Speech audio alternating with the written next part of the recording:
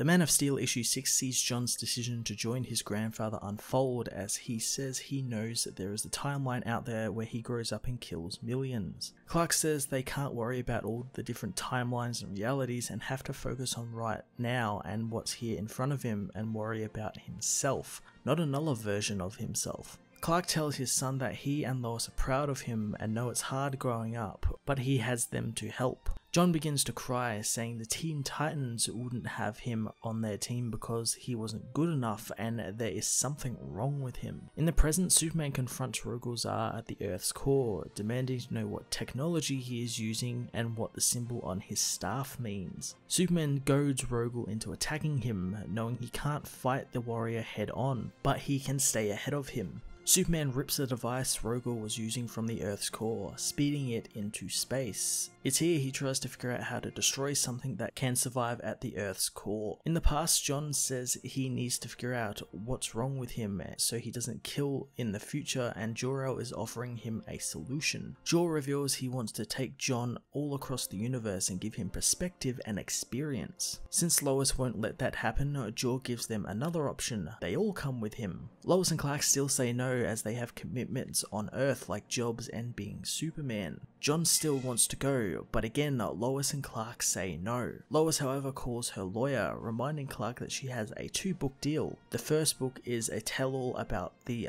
Daily Planet, and she could make the second one about a journey into space. As John is excited to go, Clark shouts at the top of his voice and tells everyone to stop and think. Still fighting Rogol, Superman stops him from getting the device while continuing to remember the deal he has with Lois, allowing her to go on one condition: that Lois calls him if anything happens. Supergirl arrives to help her cousin by separating Rogol from his axe. Clark talks with Jor-El, saying he's not happy about what's happening, and Jor-El gives him a deep space communication device to stay in contact with Lois and the ship. Clark says he thinks Jor handled the situation poorly and left his house in disarray, but Jor says his house was always in disarray and he's trying to fix it. As Superman remembers his father's words that the world can be more than it is, and so can Superman, Supergirl activates the Phantom Zone generator she brought with her, trapping Rogol in the dead zone. In the past, Lois is fired from the Daily Planet because of her new book deal. Clark doesn't want her to go, but she's adamant she does, and because of it, Clark gives her his costume, saying it will help protect her in more ways than one. As the Phantom Zone swallows up Rogol-Zar, Superman says they need to find the truth behind the alien. Kara concurs and says she's going to be leaving for a while and chasing the clues down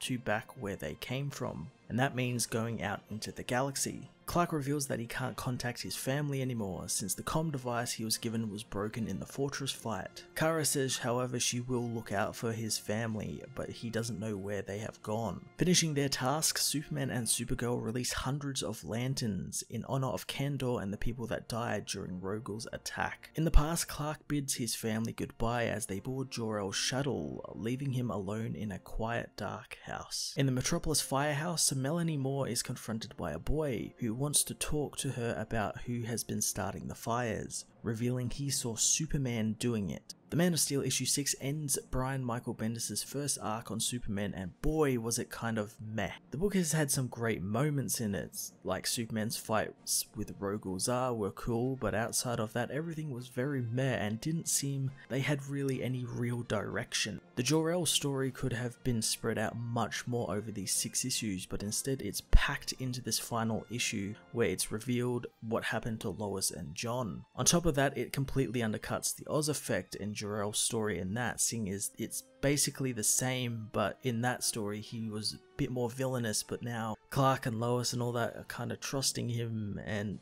doesn't really make much sense to me. This issue also seemed to misinterpret Super Sons of Tomorrow and John's murderous future, which in that book was seen to be caused by Damian, something John and Brian seem to kind of forget, although I think Brian didn't actually read the story, so yeah, he kinda didn't realize that was what was happening. I don't know about his bi-monthly Superman and action books and what they will be like, but I'm hoping it's not all over the place like this series was. I'm gonna give this issue a 7.5 out of 10. Hey everyone, thanks for watching my newest video. If you enjoyed it, you might also like to check out my other reviews here on my channel. You can also follow me on various social media platforms like Twitter by searching Matt_FOS, or even join the Comic Multiverse Discord server and chat with other comic book fans, including myself and Joel from Cape Joel. Want cheap comics and trades? Head over to the book depository with the link in the description to get the cheapest trades and comics around, along with free shipping anywhere in the world. Until next time, this has been Matt of the Fortress of Solitude. Thank you so much for watching.